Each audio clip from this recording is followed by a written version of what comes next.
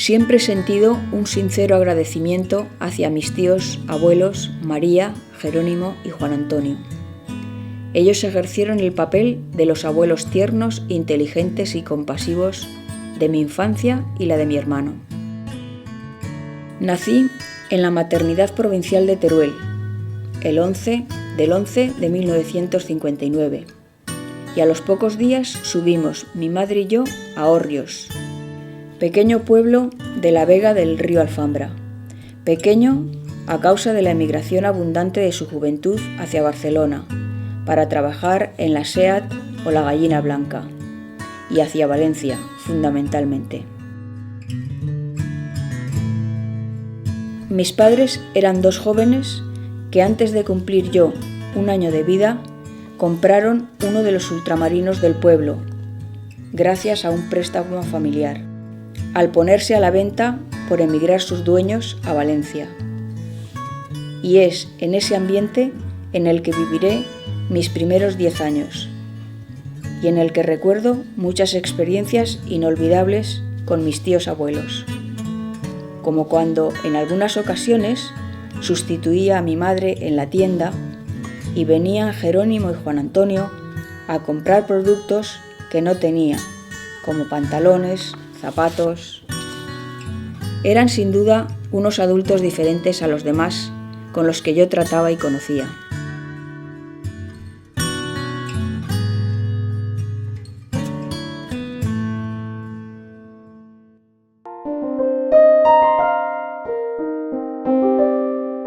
Mi tía favorita se llamaba María Alonso Benedicto. Pese a separarnos 52 años, siempre tuvimos una gran relación. Era soltera y sin descendencia, pero le tocó ejercer de madre y abuela de 2 generaciones, la de mi padre y la mía. Vivía en la casa familiar de los Alonso Benedicto. Mientras cocinábamos o me enseñaba a hacer ganchillo, me contaba su vida y la de la familia, los acontecimientos de la guerra y cómo influyó en nuestra familia. 2 de sus hermanos encarcelados, Jerónimo y Juan Antonio. Este segundo con 2 consejos de guerra y su depuración como maestro. Esto supuso que la economía familiar durante casi 20 años fuera en su totalidad a sufragar estos procesos, además de estar constantemente pidiendo favores para conseguir avales positivos. Cuando iba a Zaragoza para visitar a su hermano en la cárcel de Torrero, cogía el autobús en la Plaza de España y allí veía a los curas con el brazo en alto haciendo el saludo fascista. Su hermano le contaba lo hacinados que estaban en las celdas y de cómo al despertar por las mañanas algún preso no se levantaba del suelo y al sacudirlo descubrían que estaba muerto.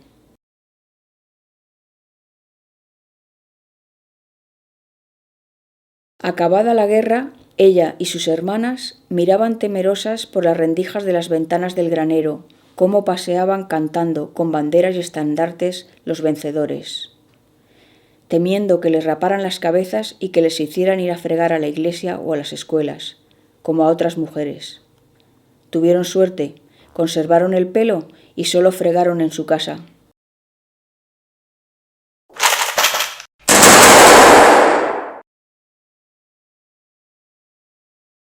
Me contó la macabra historia de los rojos fusilados en la plaza del Torico de la capital, donde después del fusilamiento tiraron serrín sobre la sangre e hicieron baile.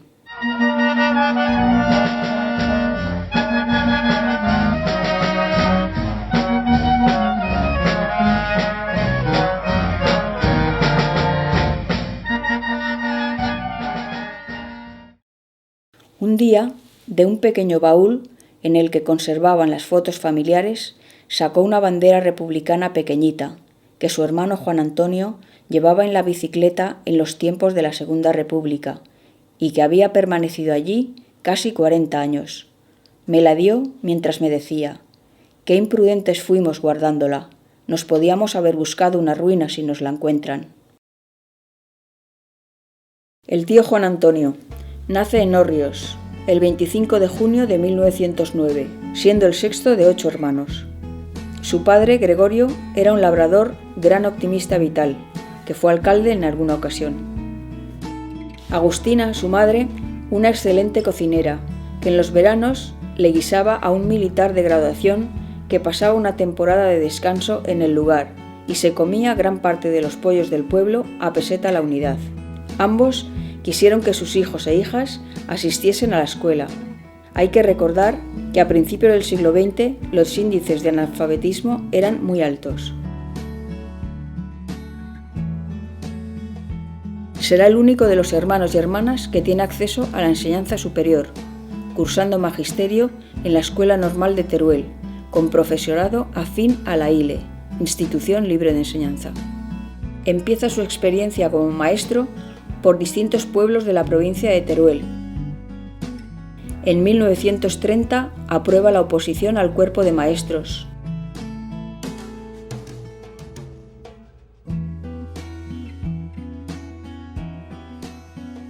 Durante su periodo de servicio militar ocurren acontecimientos militares y políticos importantes.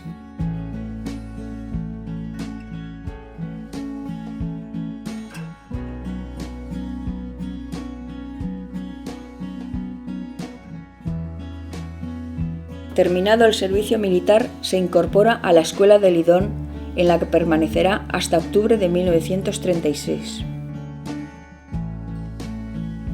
El levantamiento fascista le sorprende en la casa familiar de Hórreos. Se incorpora el 1 de septiembre de 1936 a su escuela. A mediados de mes y mientras está dando clase, el pueblo es ocupado por las tropas republicanas. Permanecerá en la escuela hasta el 2 de octubre, en el que la escuela queda desierta por la recogida del cultivo del azafrán y de la guerra. Terminará este curso 1936-37 en otro pueblo de la provincia llamado Castellseràs. En estos momentos Teruel capital estaba en manos fascistas. Finalizado el curso 1937, en julio se incorpora al frente de la región levantina como miliciano de la cultura.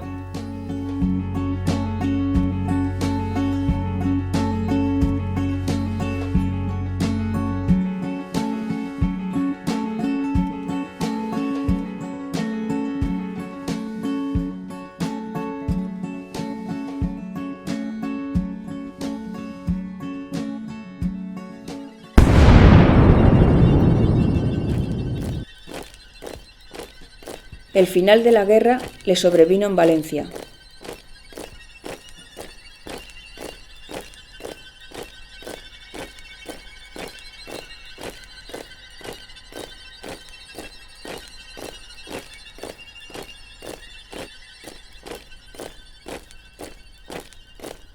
Le llevaron a un campo de concentración en el cual pasó unos días.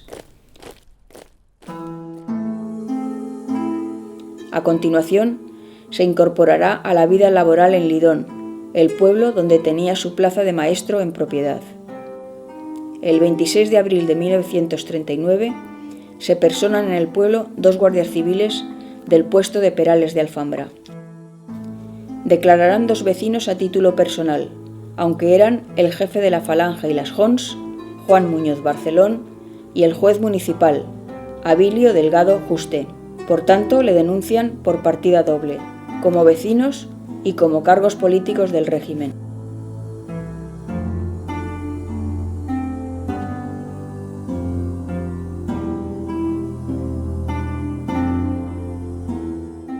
Los hechos que se le imputan son: distinguirse por hacer propaganda contra el régimen en las elecciones que dieron el triunfo al Frente Popular y posteriormente incrementar su actividad política.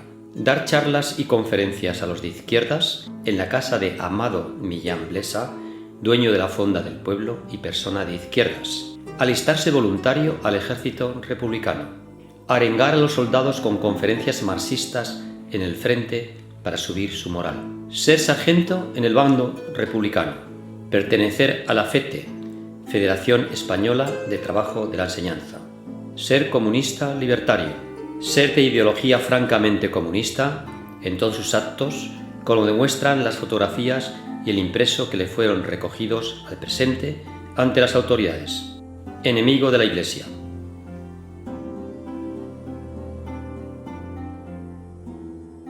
Entre los diferentes avales que Juan Antonio aporta en su defensa, destaca el de Aurora Benedicto Rollo, encarcelada por pasarse al bando fascista su marido y su suegro, a la que sacó de la cárcel de Alcañiz junto a su hijo de 2 años, albergándolos en su casa de Castellserás durante 20 días, hasta que la fue a buscar su familia. El tribunal militar le juzga y condena a 15 años de reclusión por su ideología, por peligroso social y por auxilio a la rebelión. A la par que se desarrolla el primer Consejo de Guerra, tiene lugar otro proceso, que es el expediente de depuración, y el 14 de febrero de 1942, a través de la Comisión Superior de Depuración, se le separa definitivamente del servicio, inhabilitándole para el ejercicio de su oficio, causando baja en el escalafón.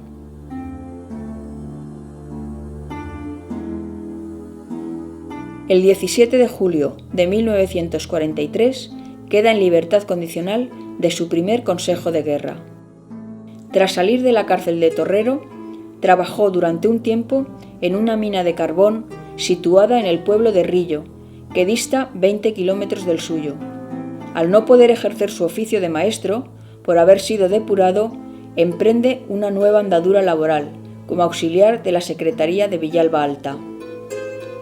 Desempeñó esta tarea hasta su segunda detención el 18 de abril de 1947. Ingresa en la prisión provincial de Teruel junto con 14 hombres más. Es puesto a disposición de un juez permanente y especial de la Tercera Región Militar en Valencia. Los hechos que se le imputan son formar parte de la organización comunista clandestina de la provincia de Teruel, haber prestado auxilio al aparato militar de la denominada Agrupación Guerrillera de Levante, facilitando víveres, información y posiblemente armas a los bandoleros que forman parte de esta agrupación, dedicada a cometer atracos, sabotajes, atentados contra las personas y otros actos de terrorismo, con el fin de sustituir por otro el gobierno de la nación. En los interrogatorios se acusa a Juan Antonio de cotizar 6 pesetas al mes y en ocasiones de otros compañeros para entregarlas a Marcial Gil Vicente, maestro, amigo y también depurado del magisterio, que fue durante la República concejal de Sueca, Valencia. Estas cotizaciones eran para el Partido Comunista. También se le acusa de que hacía circular propaganda subversiva de la revista Fragua Social, que era el órgano de difusión de la CNT, y el periódico de las Juventudes Españolas de Francia llamado Renovación. Se le incrimina también por escuchar algunas noches, junto con el citado Marcial, Radio Francia Internacional, Radio Nacional París, Londres, Radio Pirenaica y Radio Moscú. Todos estos hechos tuvieron lugar durante el año 1946. Juan Antonio Alonso Benedicto. Se le condena a la pena de 6 años y 1 día de prisión mayor, con las accesorias de suspensión de todo cargo público, profesión, oficio y derecho de sufragio durante el tiempo de la condena, como autor de un delito de rebelión militar. Las cárceles por las que pasó durante su condena fueron Teruel, Zaragoza, Talavera de la Reina en Toledo, Cáceres. En todas ellas ejerció como maestro, siempre estuvo ligado a su profesión.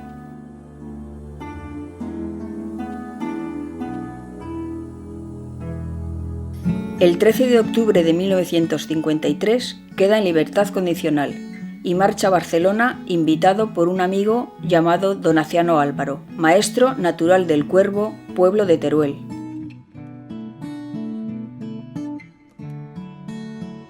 Donaciano y Juan Antonio abren una academia en Hospitalet de Llobregat, a la que bautizan con el nombre de Escolar y Mercantil. En 1962 abrirán la segunda academia, con el nombre de Platero, en honor del libro de Juan Ramón Jiménez. El alumnado de dichas academias procedía de las migraciones de la población rural española a las industrias barcelonesas como la SEAT, Gallina Blanca y otras, para las que el Ministerio de Educación no disponía de centros escolares. Parte del dinero para la compra de los pisos lo pidió prestado a sus sobrinos y sobrinas, entre ellos mis padres. Juan Antonio era director de las mismas, pues la depuración conlleva la pérdida de su título de maestro. Barcelona fue una ciudad donde se sintió libre, según me dijo María Rosa Amenós Verdaguer, con la que se casó en 1964, que tampoco se salvó de ser sospechosa, pues la casera del cura que los casó fue a preguntar al vecindario sobre su vida e ideología. En 1966, una vecina les informó que tenían vigilancia sobre ellos.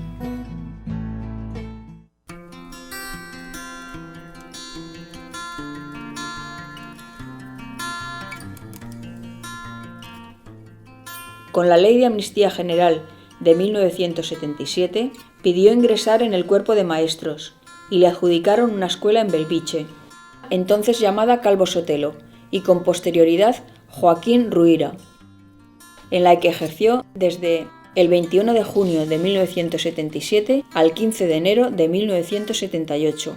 En esta escuela le llegó su jubilación.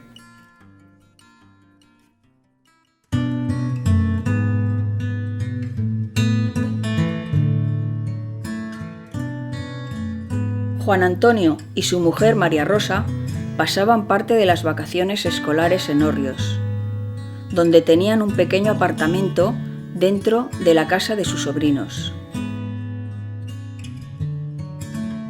En la familia y en el pueblo era el señor maestro. La tía María Rosa y Juan Antonio, recuerdo, nos compraron a mi hermano y a mí nuestros primeros bañadores, que usamos en las frías aguas del río Alfambra. A veces, el tío Juan Antonio aprovechaba para hacer su tabla de ejercicios de gimnasia sueca.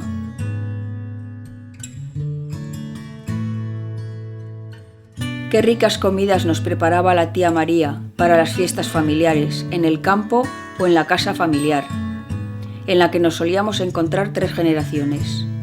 Ella, hasta el fin de sus días, en 1993, fue ese tipo de persona que ejerce las veces de pegamento familiar, por su generosidad y paciencia.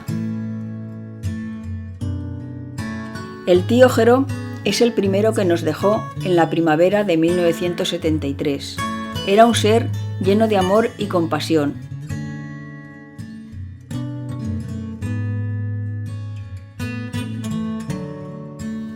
Juan Antonio nunca me habló directamente de la guerra civil, aunque sí de comentarios que después han tenido mucho sentido para mí, como el de enseñarme la leyenda escrita y destruida del escudo de la casa solariega del Marqués de la Cañada, sita en Hórreos, y que rezaba: perseguidos, mas no vencidos, que era también la historia de su propia vida.